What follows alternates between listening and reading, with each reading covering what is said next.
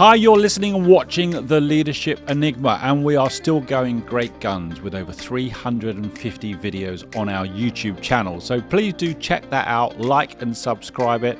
I'm really excited about the episodes that we have coming up, and I'm very, very excited about the episode that I have today. So what have we got for you today on The Leadership Enigma? Well, we're going to be turning up the volume on creativity, resilience, and leading with authenticity, because I have the wonderful British singer-songwriter Jessica Sweetman here in the studio, a powerhouse of lyrical storytelling, who once boarded a flight, we'll hear about this story, once boarded a flight, a one-way flight to the US, and squatted at a Nashville record label HQ in order to get a deal, and did indeed get a deal. But there's more to that story. So really, from collaborating with music legends, we'll hear more about that, to carving out her own fearless path in a notoriously tough industry. Jessica will share what it means to actually lead herself through the opportunity and the challenge of the music industry. And she's already being compared to Amy Winehouse. Well, that could be a blessing and a curse. Who knows? But come back to me just after this break. Hi, I'm Adam Pacifico, and welcome to The Leadership Enigma, a world-ranked, award-winning podcast that's insatiably curious as regards what leaders do, how they do it, and importantly, why. We'll delve into the human doing, but even deeper into the human being and the power of human-centered leadership to drive sustainable change. So whether you're an entrepreneur, business owner, corporate executive, each week we speak to global experts, academics, rising stars, ambitious upstarts and disruptors, as together we will discover that success leaves clues. Jessica, it's a huge warm welcome to the Leadership Enigma. How are you? I'm good. I'm so happy to be here.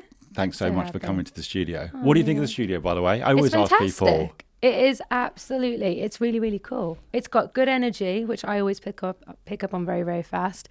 It's really, really cool. Actually, no one said that before, so that's a good thing with Jessie. Good energy. It's got good energy, so let's make a note of that. Great energy, Jessie. Really, really good energy, yeah. Now, I was really, really excited to have you come on the show. We met in some ways by chance, thanks to Charles. Yeah. So a shout out to Charles at the BBC, who's already been a guest. And Great he probably guy. had a spidey sense, didn't he, that you and I should connect. And yeah, it was funny because I was in a meeting having lunch with Charles, and then, you know, you were coming in as the next meeting, and he goes, why don't you wait just a little bit and come meet Adam? I think you're going to really like Adam. This is where I really believe in the universe, where it's funny how these things kind of just happen, you know, and by the off chance. And I got the pleasure of meeting you, and we spoke about your podcast, and here we are. And the rest is history. And here we're having this conversation. And straight away, I love listening to your personal story, because I said to you that I'm really all about the human being over the human doing. And I know that you're doing some incredible things right now. I want us to talk about that. But there's a real personal challenge to that, isn't there? And I love a great story, so I want to start with a great story. First thing I'm going to say to you is, when did you know that you wanted to be a singer and that was going to be your kind of life's path? When did that kick in for you? I would say, you know, I started really probably doing music when I was about 16, but Right. I don't think I quite realized that this is what I wanted to do until I was about 18. I was 16 and I did my first gig in a Pizza Express jazz restaurant in Birmingham. And what was that like? It was amazing. It was like I was 16 years old. It was a Wednesday night. I was with my mum and my dad, and I walked in. And I said to the manager at Pizza Express in Birmingham, I said, "Can you let me do an audition?" Because then I saw their jazz on. Yeah. And she goes, "Okay, just go and like come back on the next Wednesday and come and sing 2 songs." Like and open mic. Yeah, I just went in and I set up this. I remember a little karaoke machine. And I said to my mum and dad, "I'm just going to go in with a karaoke machine. I'm just going to sing 2 songs." I sang "Let There Be Love" and a Nora Jones song, I think it was, performed. And she goes, "Yeah, I'll give you the gig every Wednesday and you'll get 60 quid and a free pizza." And I was like, That's a good start, right? That's at 16? a great start. And that's kind of how it began for me. But it wasn't until I ended up moving to London, and then I really put my head into, I'm going to do this. How old at this point? I was 18. Still very young. Still very young. I got on a bus and just left, yeah. Wow. So did you know at that point then you'd made a decision that this was going to be what you wanted to do? It was when I arrived in Soho. I got a little place on Denmark Street, and I was like, this is what I'm going to do. This was my mission, and nothing will stop me, you know? How on earth where do you start? 18 years old, you want to break into a notoriously difficult industry. where there are lots of people perhaps with the same dream. Where do you start? Well, I arrived. I got this little place. I never forget this little room in Denmark Street, and lived with a lot of mice. I remember that, a lot of mice, which became my friends in the end of it. I had no friends there, so I was like, oh my God. And it was a crazy little place that I lived in. But I had my guitar. It was kind of that whole, not to romanticize it, but it was like, an artist gets off the bus with a guitar on her back and just says, I'm going to go do this. My first thing I did is the second night in, I walked to Ronnie Scott's. Yes. And I said, can you give me a gig or at least let me sing tonight? And they had a Brazilian band on. And they were like, you want to just sing? I said, yeah, let me sing Boy from Ipanema. So I got up and I sang, and that was my first taste of kind of, I think when and you were they let you do it? Yeah, they just let me get up. I just sang. I sang Boy from Ipanema. I love jazz. I went over to Jazz After Dark. I performed there. I went over to a sushi restaurant I think it was on Greek Street, and I just said, can you let me sing some jazz? And I just kept doing this, and before I knew it, I was kind of singing everywhere, you know. Where did that confidence come from, just to say, hey, give me a chance, give me a shot here. You're 18 years old, you're bouncing around the West End, and just say to people, I want to go on tonight. Where's that confidence coming from? I think a part of it is being 18. I think when you haven't seen... No fear. No fear. You haven't been exposed to the world much, and you're like, yeah, this is easy. Now, after being exposed in the music business and to more life experiences, I don't want to say you lose a confidence, but I think sometimes as you grow up, you do a little bit. It's kind of sad because you've seen more, and it's like, I think when I was 18, I was kind of like, I was fearless. I was absolutely fearless. And but that carried me a long way, in fairness. I was going to ask, how far did it carry you, that fearlessness at such a young age? I would say I've never really lost it. I still feel it now. Yeah. And I still have to be, very much so, every single day right now. I think at that time of my life, I used to do crazy things to get my music heard. I would... Tell us more. One day I went to the Sony building in High Street, Kensington. I wanted a meeting with one of the head guys there, and no one would meet me there. And I turned up, in these huge big buildings. I was probably about 19, 20. And they were like, I said, I've got a meeting with so-so. What's your name? Jessica. And he was like, no, you don't. And he goes, oh, actually. And then I saw on the clipboard, because they'd have all the guests who were arriving, there was a Jessica on it. Right. And I was like, by pure universe, by pure chance. And I remember I looked at it and I went, there I am. I said, see, Jessica, to see this guy. And he went, oh, you're right, you are. By pure luck, there was a Jessica on it. This is complete front now, isn't it? I walk in, I get into the building, and he comes out for his meeting with the other Jessica. Yes. And he looks at me and I went, hi, I'm Jessica. And he went, who the hell are you? And I went, I'm Jessica Sweetman. I'm here to meet you, to show you my music. And he went, Jessica's my wife. And I went, oh, busted. What do you do at this point? Oh, his wife's about to set up. And I'm like, new Jessica is in here. And I said, I'm really sorry. And he goes, you know what? I actually like your style. He said, did you just do that to security? I said, uh-huh. I said, at least, it was a CD at the time. I said, will you just listen to my CD? Yes. And he goes, of course I will. I would do things like that all the time. I would just... because you had to, I had to get my opportunities. Well, I want to come to another story, because let's be honest, you decided to move from London to the States, didn't you? Yep. You bought yourself a one-way ticket to Nashville and squatted in a record label in Nashville until they gave you a deal. Now, I'm summarizing, but I've pretty much got that right, haven't I? Exactly right. So tell us this story, because this is all quite extraordinary.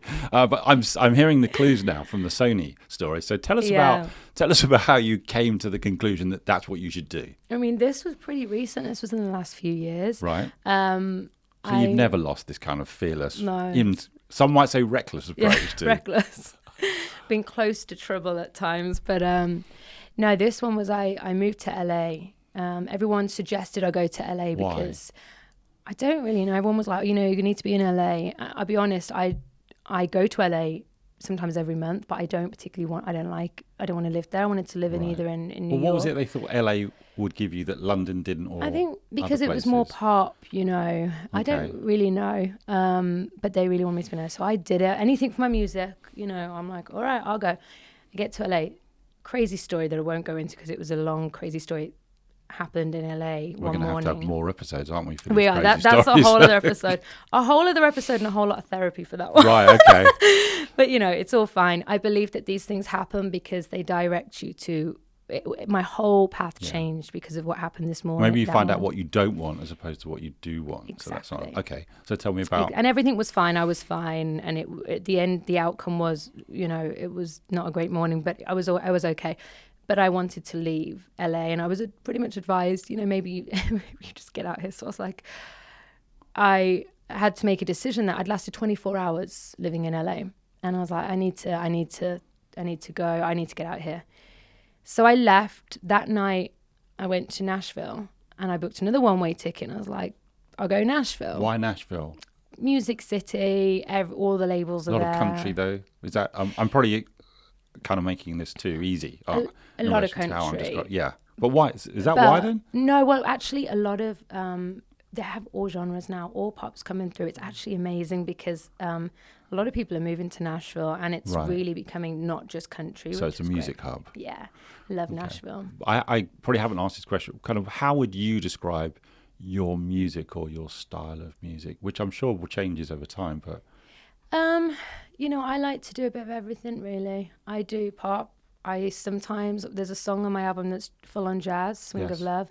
You know, I got a little bit of country in there too, a bit of Americana. I mean, I just do everything. Okay. And I think I've been advised, you know, by the industry that is not always a good idea. I've had this said to me many times for years. Yeah. You've got to find your lane. You've got to find your box.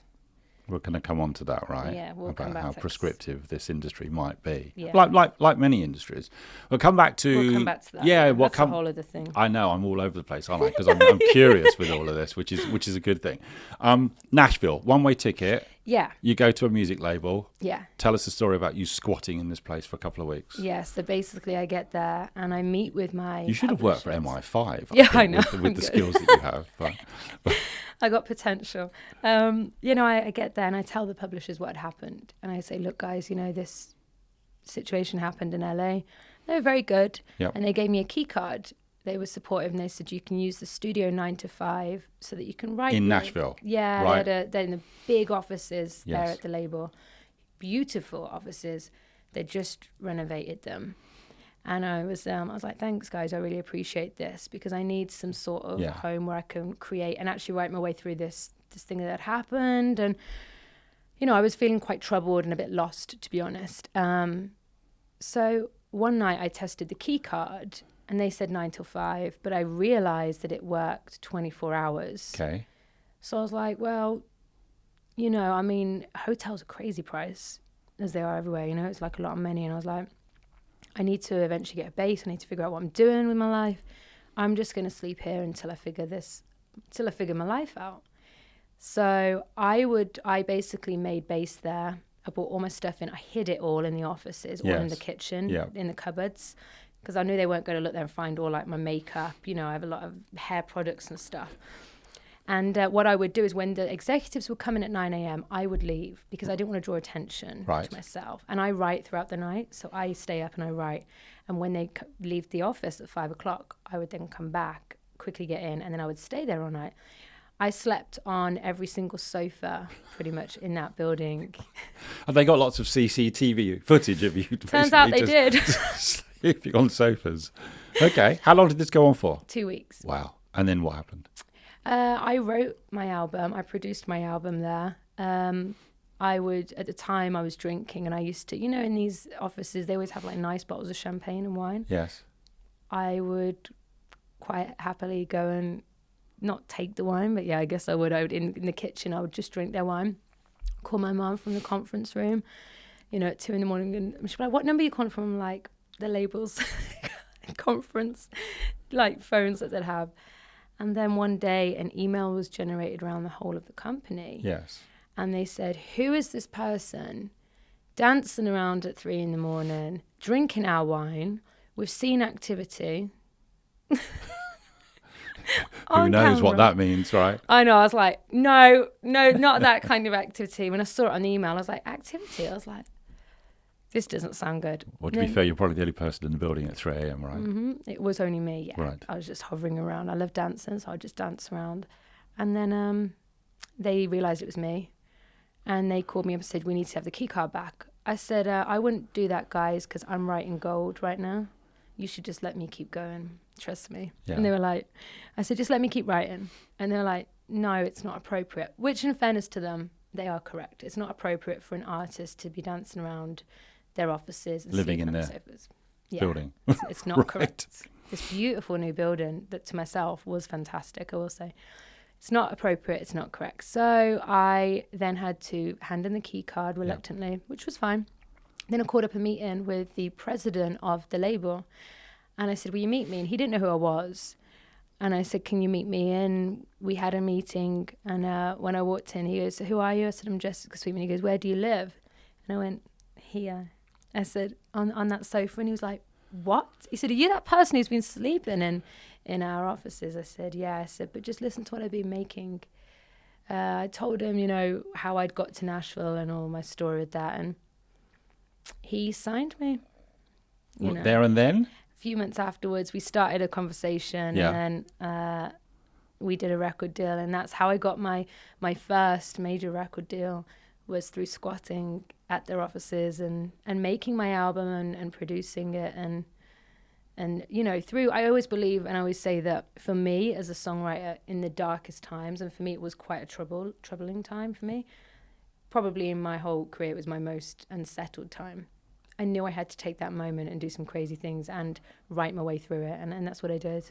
So that's an incredible balance of risk and reward almost, isn't it? Yeah. And we had a conversation, we were just having coffee earlier, weren't we, Jessica? And we talked about getting a record deal for many is probably, many will think that's the pinnacle of success. Once you've got the record deal, you're made, you're done. Yeah. And I hear that kind of thing in many walks of life in relation to once you sign the deal, that's it. It's all good. It's not quite the case, though, is it? No. Tell me a little bit more about how does it feel to sign that label, that deal, and then how does it feel to maybe realise that your path is somewhere different or you need to do something different? Yeah. This is something that I've found quite difficult to talk about for quite a while, because it upset me for quite a while, to be honest, because when I signed my first major record deal, I cried of happiness, and I believed that was the moment that all my years of hard work. How long had you been going until that point? Oh, I've been going since 16, so I've years, a long, long time. Right. And I think as an artist, you think, oh, okay, I've got my major record deal. Yeah. They're going to pump in a lot of money. We've got a big, big team. We're doing everything And they did that, didn't they? And they did. I mean, they absolutely did. And, when they signed me, there was a lot, there was belief, which I massively appreciate and I'm so grateful for. And will always be grateful for that, because they believed, in me. The truth is, and this is nobody's fault at all, and not also my fault, it's just one of those things, is that when I signed the major record deal, like, this is going to be it. I've always wanted to get a deal. I do crazy things to try and get deals. I was always trying. It absolutely didn't. It wasn't. I would say to any artist or songwriter who sees this, trust me, getting a record deal is not the be all end all. It is, if anything, I'm going to be honest, signing with a major kind of paused me for a bit. Okay. It stalled me. What was it not that you hoped it would be? I thought it was going to get my music out there, and I got very lost as an artist, I think, as in I didn't really know who I was anymore, and also my own fault, because I let that happen, and it's not anyone's fault. This is something that I am very much in control of my career, my artistry, creatively and business-wise, always have been. And I had to take a step back. You have to trust people when they're investing, and when you have a big team, you have to trust. And they're all great people, I will say. They're amazing people. But I feel like I got a little bit lost on who I was as an artist. I think they weren't sure who I was as an artist, honestly. Mm-hmm. And that's a big problem. Is that still something that's going on in your mind? Because when we talked about what kind of music, you talk about different genres. Yeah. Are you still working things out in relation to? No, because now I just embrace it. Now I'm just like, you know, if they try and sort of like put me in a lane or in a box, which happens to me all the time. So tell me why. Is that just the industry? Yeah, it's easier for them, So honestly. put somebody in a lane, then you can understand how to market them, how to sell them, who their audience is. Then it's simple. It's simple. They know which playlist to go to. I get it. For marketing wise, it's probably easier if I'm just a pop artist, if I'm just a new, fresh, you know, like they saw me more as a pop artist. To be honest, I do everything. And actually what I've learned is that's actually a positive, you know, that I can make variation. Yeah, I can make an album. I sing a bit of jazz, sing a bit of country, sing a bit of pop. How do you balance that? Wanting to be authentic, but then with an industry saying, hey, we've signed you, you're going to be a success, but you've got to be this. How do you deal with that? I don't let it happen anymore. I used to, but I just don't let it. I'm very, very careful now because there was too much of that. There's too many people, you know, you should be like this, or maybe you should dress like this, maybe if you did this, maybe if you did that.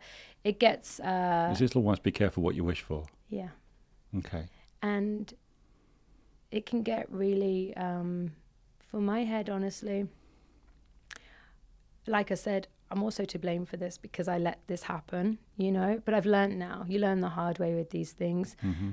Now I'm in a place where I completely am true to my art, my music, which is the most important. I'm a musician, to how I want to dress, how I look. You know, I own the fact that I'm not 18 years old and that I'm not going to try and be 18 or 21 or look or sing like I'm 21, because at the end of the day, my songs and my record and all my stories have come from experience and are from where I'm at right now. And that for that, you know, people are not stupid. People who listen, they know when there's a disconnect. Right.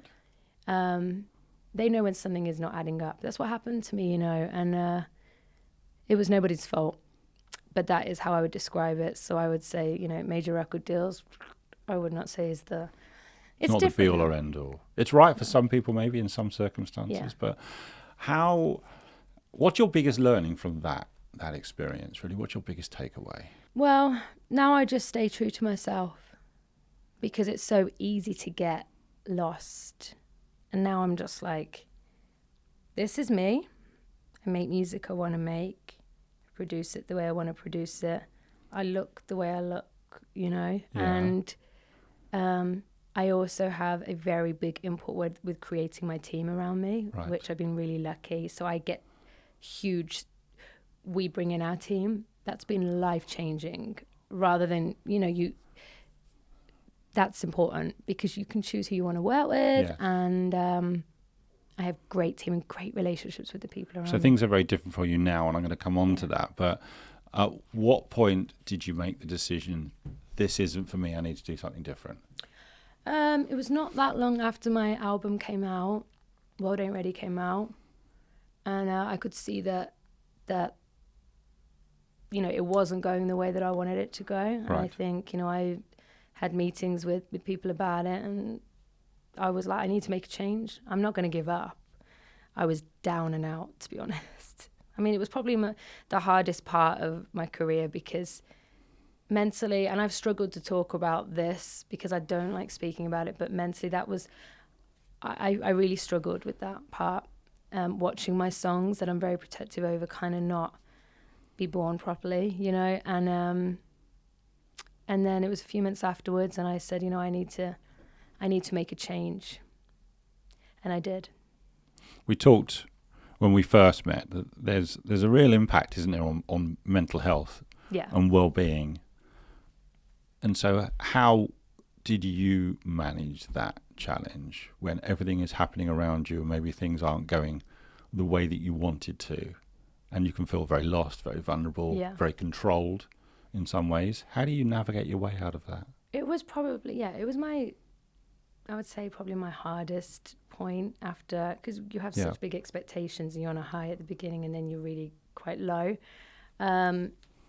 Not once did I ever feel like giving up. That's good. I was like, I'm not going to give up. So the music has always been, in some ways, your way out. Yeah. Okay. 100%. Without that, I would be extremely lost. I mean, that for me is what, you know, it's my life. I'm married to it.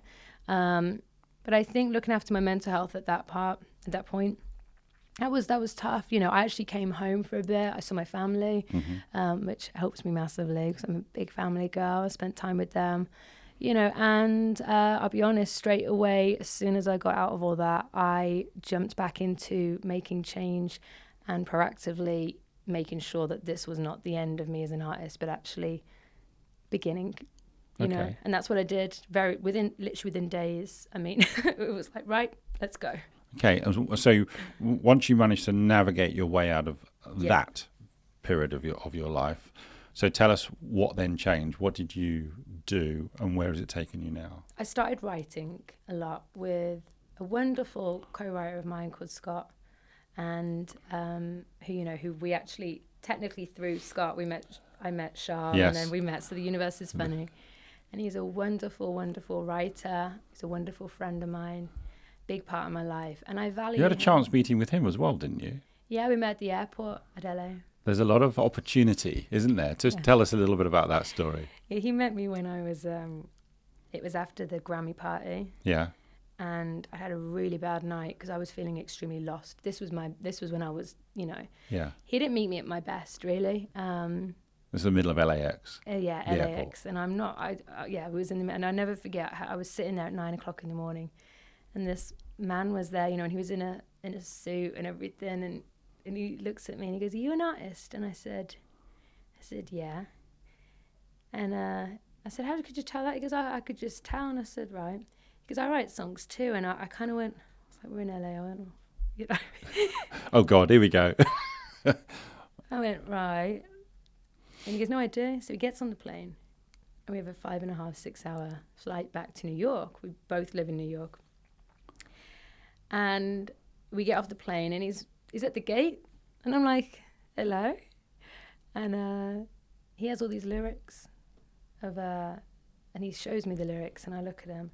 He said, "I wrote this on the plane," and I look at it, and they were fantastic. Right. I was like, "Wow, you really are a great songwriter." Ended up being on our album.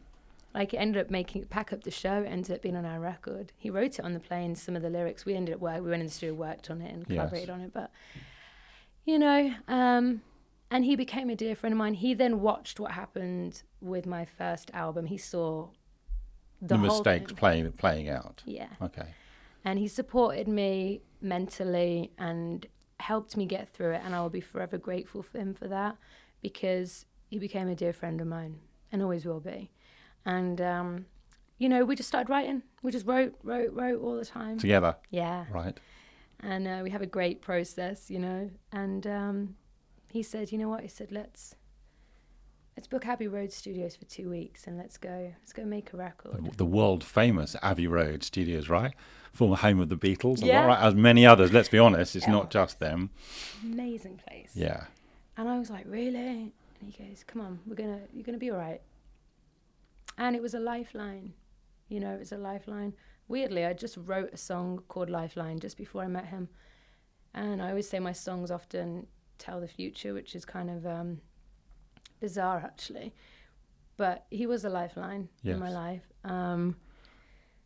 And we wrote, and we went to Abbey Road, and we brought in all the musicians. We had live musicians. We did it very different to my first record. We had 2 weeks. And we had all live musicians, the best musicians in the UK, like amazing. We had Snow Patrol's drummer in, Ash Sohn, Dave Swift on bass, who was Jules Holland's bass player, Andy Pike, who is an incredible guitarist. We had everyone in. We had gospel choirs, string quartets, orchestras. We filmed the whole thing. And that's when I started to come alive again. Right. And we made this piece of art. We made 15 songs in 2 weeks. All from a chance meeting at LAX airport. Yeah. Okay. And what happened as a result of creating 15 songs in 2 weeks at Abbey Road? What did that lead to? Well, then we're like, okay, so now we have this body of work. What do we do with it now? Do we want to go sign with a major record company? I'm like, no. it used to be my dream. I'm Yes. going to be honest. Well, you'd learnt that lesson. I'd learned that lesson. Yeah. I think in the time that we're in now, and again, I'm not running down major labels because for some artists, it's actually really a positive This is about thing. what's right for you. What's right for me. Yeah. Okay. And one thing I love about Scott is he's like, you know what, you need to be steering your ship. That's just how I am. That's how I operate in my Yes. business. I'm in the trenches. I don't really like taking a step back, which sometimes has been to my fault a little bit because I'm so used to being hands-on, and I'm learning. We'll get to that, but I'm actually learning about that. And I guess that comes to the leadership part of trusting people and allowing people you bring on the team to do. You know what I mean? That's something I own, and I'm really learning about that. But we decided to do this ourselves, and we created our team. We put together a wonderful team who we have. I have an amazing manager. She's incredible. She's a powerhouse and huge support to me every single day.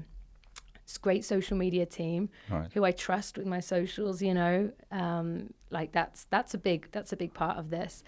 And we just put our team together and lots of other people as well in it. And we just decided to do this ourselves. And You're talking about an independent record label now. Yep. And that's what we're doing it, and that's how we're doing it. And I'm very, very supportive about all this because of my experience. And we've got these collaborations, which we'll talk about in a minute. Yes. We started making our own collaborations, and we brought in collaborators, and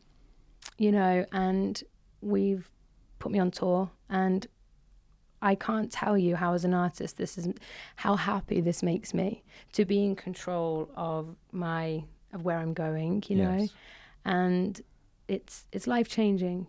We learn from these things, and meeting Scott that one morning at LAX has changed my whole path. What happened in LA a few years ago has changed my path. Squatting at Nashville changed my path, and I believe it's all meant to be part of the journey. And although it's hard at times, it's actually feeling now like it was all worth it. This is the first time I feel peace, What is happening at the moment now? Because your career is starting to really gather momentum. So tell us a little bit about that and some of the collaborations. Okay, so this is the exciting part. All of the story. Things are going well. First time I have like this feeling of peace and contentment. Yes. I am just starting. I've got a lot of hard work to put in now, but there's something different. There's a shift happening. I'm on tour at the moment with Paul Oakenfold. Just help everyone understand who Paul Oakenfold is. He is a DJ, a legend of a DJ, absolute legend, become a dear friend of mine. I love Paul. We just put a song called Bang Bang out, and we have a number of songs coming out over whatever period of time. We've got a clip of that, haven't we? Of you Bang do. Bang. Can we play that? Reading, let me of press the course. magic button and then let's watch the clip, and then you can give us a little bit of context. All right? Okay, yeah. All right, here we go.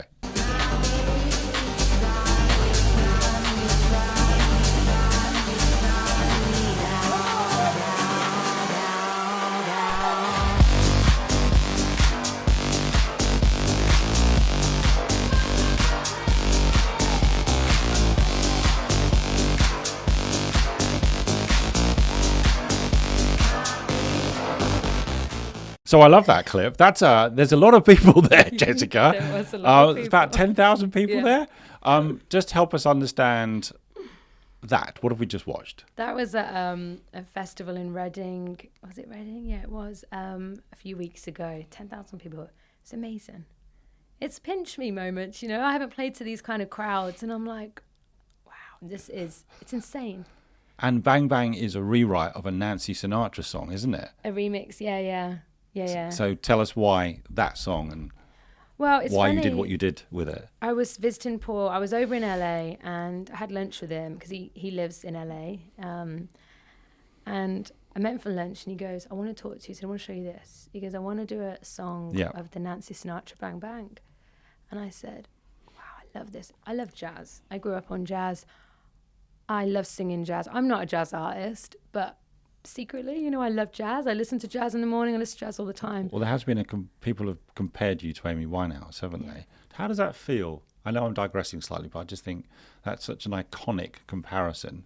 How does it feel for that to be thought about you?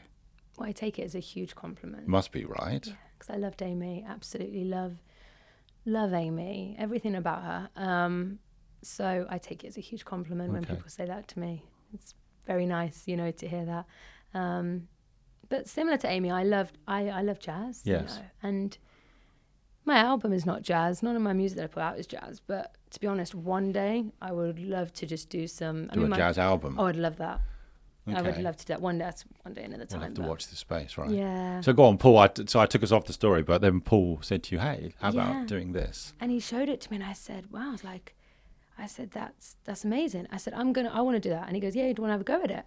I said, well, this is a great opportunity to take my passion for jazz and dance music, and we combine them both. And I went into a studio in New York. We got the vocals down, and it was quite a funny story. I did it, and I couldn't get it at first. Right. And I sent it to Paul. And me and Paul's collaborative, creative relationship is amazing because he's very honest, and I really love honesty, especially when creating. I don't have time. I don't like wasting time. He goes, it's not right. Well, I don't like being told it's also not right, so I have to get it. I cannot fail. So I remember it was the night before Thanksgiving, and I called up my engineer Simon in New York, and I said, hey, we have to go back and do it again. And Simon's a brilliant engineer, and he goes, okay, we'll go back. And he, bless him, he was getting on a train to go home. I said, come back. It was like 10, 11 o'clock. We'll go do it again. We did it, and Paul said, still not right. Yeah. I said, okay. I said, let me have another go at it. And the third time I got it. And, what we wanted for that is for me actually I studied Nancy Sinatra. I studied her for about a week. And I realized that I was just, when I was recording it first, I was trying too hard with it. And just to sing, that is kind of my voice, actually. I have quite a jazzy voice, naturally. So I just sang it like that. And it's been going, the feedback has been amazing on it. Okay. Yeah. Where did they release it in do they release it into this is now where I'm showing my ignorance of the industry. They release it into the charts, they release it into the dance. How does it work? Yeah, it's released on all the platforms, Spotify, Apple, it's everywhere. Actually, we had great news come in this morning. Yes, tell us that. Yes, that the UEFA, how do you say it? UEFA and the Ryder Cup and the cricket have all used Bang Bang this week on their, on their, how would you describe it? Adverts, trailers, or even just during the events themselves. During the events, when they're talking, I think. Well, that's pretty cool, isn't it? So cool. Yeah, Paul sent to me this morning, and I was like, this is amazing. Because, that's what we want. We want the song to be out there, and those kind of platforms are great. So okay. Well, there's another collaboration as well, isn't there? Yes. That you're excited about. I'm so excited. What can you tell us about that? This one comes out in September. Yes. And I am so excited about this. I'm doing a collaboration with Alfie. Alfie has become a real dear friend of mine too. And, when we decided to record this song, we went into Angel Studios, which is like Abbey Road's sister studio. We went in, and I need to show you the video, and you'll see the video very, very soon. But there is this moment. We had people filming us recording it and filming. We filmed a music video. And there was a moment about 3/4 in, which captured exactly me and Alfie's friendship and just how we are and what the song is about. And the song is about, a lot of it is about mental health. And not just about mental health, but about how we care for each other as humans. We have to be kind to each other. Right. Because you never know what's going on in people's heads, really. And it's called Broken Perfect Love. And we wrote, I actually wrote it with Scott as well. And we all wrote it. And it's a song about being broken, but about how love can play a big part in fixing that. And when you talk about love, you talk about self-care as well. Actually, just taking some time out and looking after yourself. Because a lot of people who are working in the executive world are tired, are overwhelmed, are burnt out. And I'm just trying to really understand from you how important it's been for you to care for yourself. It's a really good question, Adam. And weirdly is something I'm doing a lot of work on right now. Yeah. I do. I've just started therapy here the last 2 weeks here in London about this, because that for me has been a big problem. Okay. I think it's the root of most of my problems. Right. I think it is for a lot of humans. I think it's quite hard to sound like cliche, but to love yourself. I have a song called Love Yourself on my album, which is about this. And I think over time, for me, some of my experiences and life has just chipped away a little bit. This business hasn't helped.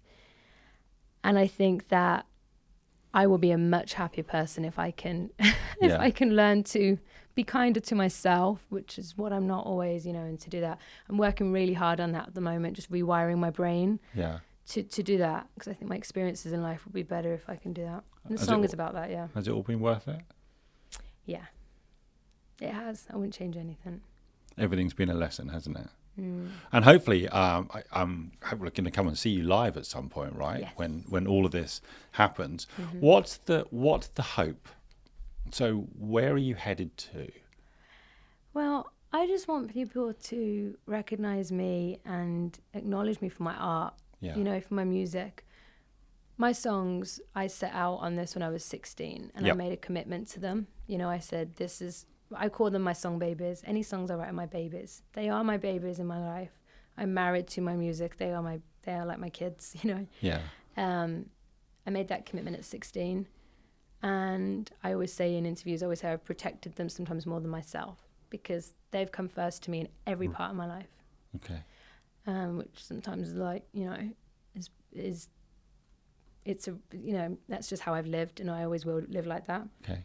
But now I want them to have some glory. I want to see my songs win, and they deserve that. You used a phrase when we were having a coffee earlier on. Just remind me of that phrase and tell me what you mean by it. Yes, I always say I'm looking for 3 minutes lightning in a jar. So it's just finding that one song that'll change your whole life and change all the other song babies' path too, It's all we need, really. There's no secret sauce for that, is there? No. Do you think a lot of people spend their entire careers looking for that 3-minute lightning in a jar and never find it?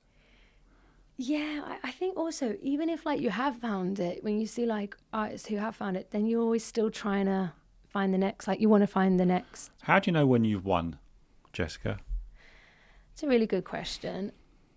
I think I know when I've won when I am acknowledged for my music. When you say acknowledged, who by? By people who listen, who follow my, people who connect, my community, who I want to find that. And it's been very difficult for me. I find that sometimes I've been a bit misunderstood. Okay. Is how I would describe it. Sometimes my own fault, for sure. And I think for me, this is a deeper thing, and I know this is what I set out to do. I was a musician, I'm an artist, I'm a songwriter, and for me, it will always be that way. And this is what I need. That's who I am. I can always imagine that in this industry, you're writing material and performing for other people. But where does your validation of yourself sit in all of this? Another good question. Lately, I feel better about things. Yeah. And I think it's because I have really great people around me, amazing people. And I think the validation is just knowing that, again, it's kind of just knowing that I'm my purpose is my music. That's my purpose. I think things sometimes get a bit hazy. People get, Mm-hmm. It's very easy to get lost on who you actually are. My purpose is my music. That's why I'm here. That's why I do what I do. Sounds like you've got the right people and the right infrastructure around you now, and good things are starting to happen. Yeah, I do. I feel that. And it is all worth it. It's all... Believe in the universe. Yeah. Things happen for a reason, right? They Just how we met. As I say, know. Thanks to Charles. With everything that's happened and everything that's going on, is there a standout piece of leadership advice that you remember being given, or you've even offered to yourself or other people that kind of is front of mind for you? Is there a standout piece of advice? For leadership, yeah, I would say keep hold of the wheel, and I think that's quite important. When I've let go, I'm quite a hustler. I like hustling. I live and breathe. We've heard some hustling stories, right? That's when I succeed. Is when I am in the driving seat and I'm steering the car, the ship, whatever it is. When I am in the driver's seat, when I took a step back, it goes terribly wrong. It's gone terribly wrong. So I think it's a finding a balance. I was going to say, there's got to be a balance, right? There has to be, because this is where, and I'm sure members of my team will be like, yeah, they've seen me. I've had to learn this. Is that when you create your team, and we've created a wonderful team now. At first I was like, oh no, like hold on a minute, well with the socials maybe we should do this, or I don't know about this, and I'll always put my input in, because but then also trust the process, and the people around you. And But you've selected that group of people, haven't you? Yeah, we've selected our whole team, and I trust them. And actually, it has took I'm sure people around me would say, well, they've noticed that I'm quite, I like to be in the trenches. I'm always one step ahead kind of thing. Okay. I don't think that's a bad thing, actually, because that's how I operate. Yeah. But one thing I will say is, and this is where I'm still learning this, and I have learned even over the last few months, you have to trust. You're forming this team. Trust them with their different roles, or what the parts that they're doing of the team. Trust them, and that's important. That's really, really important. And it's took me a little bit of time to kind of take a step back sometimes, because I'm so used to being, full on with it. Well, there are probably things that they can do that you can't, and vice versa, Absolutely. right? So it's the sum of, we talk about the sum of the parts. Yeah. Have you enjoyed this conversation? I really have, actually. I feel like it's been, and you know what, Adam, it's been, like you said, a conversation of hope. It's explained my journey, but it's hopeful and it's positive. Well, the world's pretty chaotic right now, so I know there are always challenges that people are going to suffer, but we do like to focus on what's the learning from it, what's the direction, and was it all worth it? And I think you've kind of given us an unequivocal, yes, it is worth it, right? It feels a bit like therapy, actually. This does, like, it was a really good therapy session. By the way, you're not the only guest who suggested that this just felt like, I don't know, is that a good thing, or is that a? Could we do this every week? Because this would be much cheaper for me if we could. I take it as a compliment, that. So, it's a big compliment. And I just want to say a massive thank you, because you've been really candid and really open and talking about that journey. And we will be watching the journey with real interest, and hopefully we'll see you again soon. Hopefully when you are doing your stuff live on stage very, very soon. But I just want to say a massive thank you for coming into the studio. Oh, thank you so much for having me. You have a really great energy as soon as I met you, so I'm really grateful to be able to tell my story. Well, that's what this is all about. So this is kind of the gift that keeps on giving, because I get to meet people that ordinarily I wouldn't necessarily meet. So massive thank you for coming to the studio, Jessica, and best of luck with everything. Thank you so much. Thank you. Join us again next week for more curiosity and insight with the Leadership Enigma. We'd love to hear your comments on today's show, as well as suggestions for future topics and guests. Get in touch with me on LinkedIn, or visit us at www.leadersenigma.com. Don't forget to rate, review and subscribe on all your major podcast platforms and on our dedicated YouTube channel. Thanks again for joining the community.